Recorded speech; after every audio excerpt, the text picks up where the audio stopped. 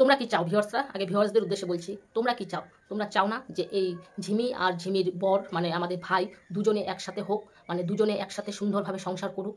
চাও তো? চাও না? 100%-এর মধ্যে 90%ই চায় যে ঝিমি আর মানে আমাদের ভাই এক হোক।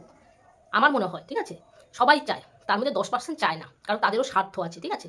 মানে কতগুলো ক্রিয়েটার আছে তারা চায় না ঝিমি আর আমাদের ভাই একসাথে হোক, তাদেরকে তারা যেন একসাথে না হয়, কারণ কন্টেন্ট চলে যাবে, ঠিক আছে। কিন্তু মনের দিক থেকে আমি বলছি ওরা যেন একসাথে হয়, ওদের সংসার যেন পরিপূর্ণ হয়, ঠিক আছে।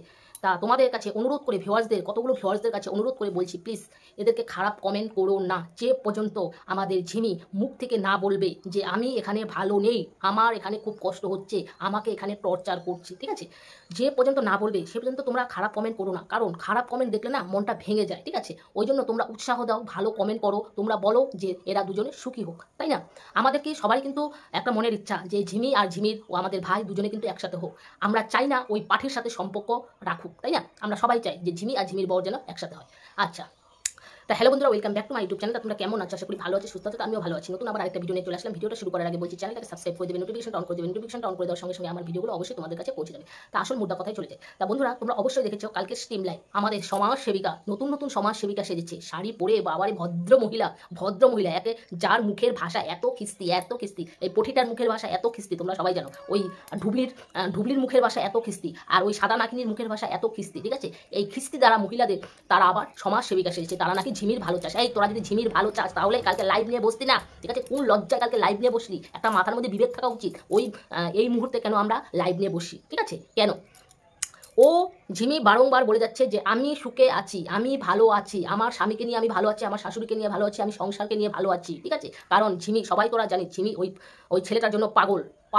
হ্যাঁ, তোরা বলছিস যে ঝিমিকে যা বুঝায় তাই ও বুঝে। আচ্ছা, ঠিকই তো, বুঝবেই তো, কারণ ও যে ভালোবাসার কাঙ্গাল, কারণ ওই ছেলেটাকে এতটা ভালোবাসে কেউ, আমার মনে হয় না কেউ এতটা ভালোবাসতে পারে, ঠিক আছে।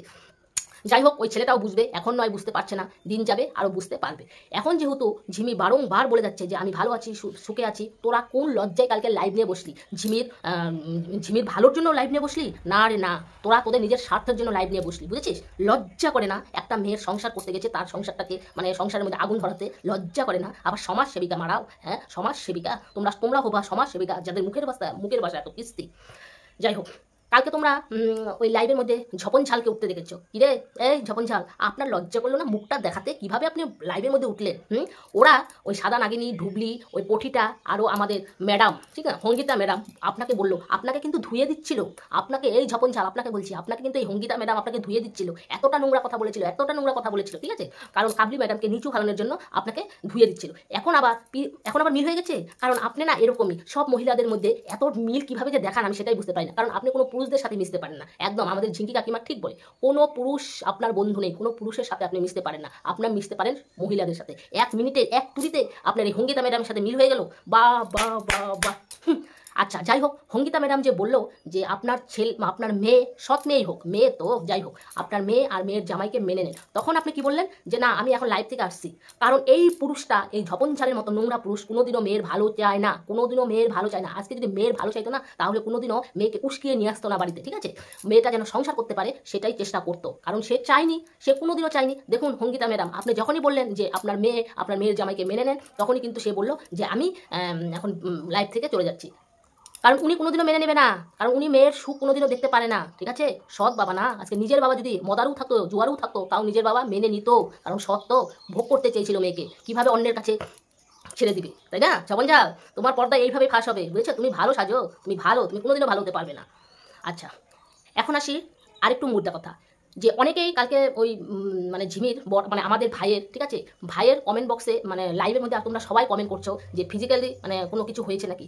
কেন হবে না? না হওয়ার কি হলো? এখানে ও সিঁদুর দিয়েছে, সিঁদুরটা ও গলায় দেয়, ঠিক আছে, ঝিমি গলায় দেয়, কেউ দেয়, ঠিক আছে। তা তোমরা ভেবেছো যে কোনো হয়েছে, ফিজিক্যাল কিছু হয়েছে নাকি? তা হতেই পারে, যেহেতু স্বামী স্ত্রী, তার স্বামী স্ত্রীর সাথে ফিজিক্যাল হবে না, অন্য পুরুষের সাথে হবে। যেমন রক্ষিতা যেমন অন্য পুরুষ, হ্যাঁ অবশ্যই পাঠাকে বলবো অন্য পুরুষ, যেহেতু ডিভোর্স দিয়ে দিয়েছে, ডিভোর্স দিলে সে হয়ে যায় অন্য পুরুষ। যে রক্ষিতা যেহেতু মানে একসাথে ঘর মানে করেছে, ফিজিক্যাল করেছে, তা ও কেন করতে পারে না? এটা তোমাদের কোনো প্রশ্ন হলো? এটা তোমাদের কোনো কমেন্ট হলো? তা এরা ভালো মতো বলছে, এদেরও আমি বলি হারি, এরা ভালো মতো বলছে না, কোনো ফিজিক্যাল হয়নি, কোনো ফিজিক্যাল কেন হবে না? হতেই পারে, এই জিমি, তুই আবার কেন এই কথা বললি যে না না না না হয়নি হয়নি? কেন হয়নি? না হলেই তো সম্পর্কটা নষ্ট হয়ে যায়। ফিজিক্যালি যদি কোনো কিছু না হয় তাহলে তো সম্পর্কটা আস্তে আস্তে নষ্ট হয়ে যাবে, তাই না? কারণ তুই অন্য পুরুষের সাথে ফিজিক্যালি করতে যাস না, তুই নিজের স্বামীর সাথে করতে যাবি, তাই না? তাহলে তুই কেন না করছিস? আর কেন ফিজিক্যালি কিছু করছিস না? কেন করছিস না? ইমিডিয়েটলি করা উচিত। আর কেউ কেউ বলছে তোরা বাচ্চা নেওয়ার সিদ্ধান্ত নিয়েছিস, কেন নিবে না? এটা তো আরো ভালো মন্তব্য, এটা তো আরো ভালো ডিসিশন নিয়েছিস যে তাড়াতাড়ি যদি একটা বাচ্চা হয়ে যায় তাহলে তোদের সংসারে শান্তি আসবে, তখন ওই পাঠা অন্য মেয়ের দিকে আর যাবে না, ওই পাঠির কাছে যাবে না। তোর ইমিডিয়েটলি তোর একটা বাচ্চা নেওয়া উচিত। অবশ্যই তোর ভালো চাই ঝিমি, তোর ভালো চাই দেখেই বলছি, তোর পাশে হয়ে দাঁড়িয়েছি, ঠিক আছে? তুই আমাকে চিনিস না জানিস না, যাই হোক তোর পাশে হয়ে দাঁড়িয়েছি। তোকে যারা কমেন্ট করে, ঠিক আছে, যে তোর সাথে ফিজিক্যালি পাঠার সাথে হয় কিনা বা হ্যাঁ তেনা, তোরা বাচ্চা নেওয়ার সিদ্ধান্ত কেন করছিস? কেন করবে না? অবশ্যই ইমিডিয়েটলি বাচ্চা নেওয়ার সিদ্ধান্ত নিয়ে নে। যদি সংসারটাকে বাঁচিয়ে রাখতে চাস, যদি তোর স্বামীকে তোর হাতের মুঠোয় রাখতে চাস, তাহলে অবশ্যই তাড়াতাড়ি ইমিডিয়েটলি বাচ্চা নেওয়ার সিদ্ধান্ত নিয়ে নে। বিয়ে তো হয়ে গেছে, 1-1.5 বছর হয়ে গেছে, তার মধ্যে কত কেলেঙ্কারি করলি। আচ্ছা, এখন একটা কথা বলছি, যারা বলছো যে ওই ঝিমি আর ঝিমির বর মানে পাঠার সাথে ফিজিক্যালি কিছু হয়েছে নাকি, এটা কোনো কমেন্ট করার কোনো প্রশ্ন না, কারণ ওরা স্বামী স্ত্রী, অবশ্যই ফিজিক্যালি কিছু করতেই পারে। আর বাচ্চা নেওয়ার সিদ্ধান্ত কথা বলছো, অবশ্যই এরা স্বামী স্ত্রী বাচ্চা নিতেই পারে, কারণ বাচ্চা একটা আসলেই ওদের সংসারে শান্তি আসবে, ঠিক আছে? আচ্ছা, এখন কথাটা হলো, একটা জিনিস দেখে আমি অবাক হয়ে গেলাম, আমাদের এই ঝিমির মধ্যে যে এতটা বুদ্ধি। আচ্ছা, এই বুদ্ধিটা কতদিন থাকে আমরা কিন্তু দেখবো।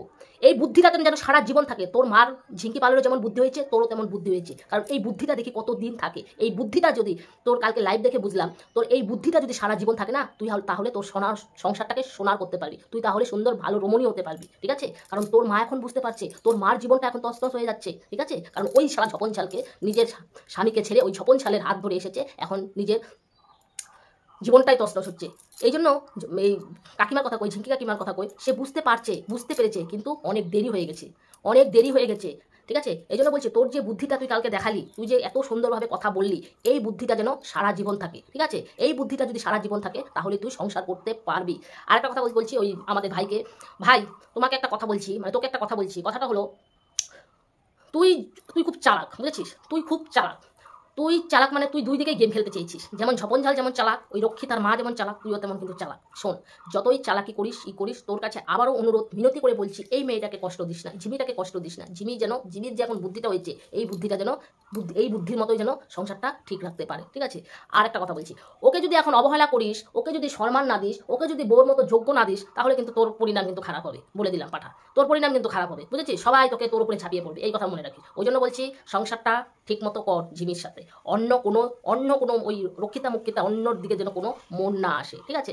আচ্ছা, আর এই সমাজসেবিকারা বলছি, ওরা সংসার করতেছে, ওদের সংসার করতে দে, ওদের বিষয়ে যদি না করাস না, তোদের নাক টেনে ছিঁড়ে ফেলবো। এই সাদা নাগিনী আর পটিটা আর এই ঢুবলি, ওদেরকে বলছি, মিল করে দিল, দেখি কয়দিন মিল থাকে ঢুবলির সাথে পটিটা, দেখি কয়দিন মিল থাকে।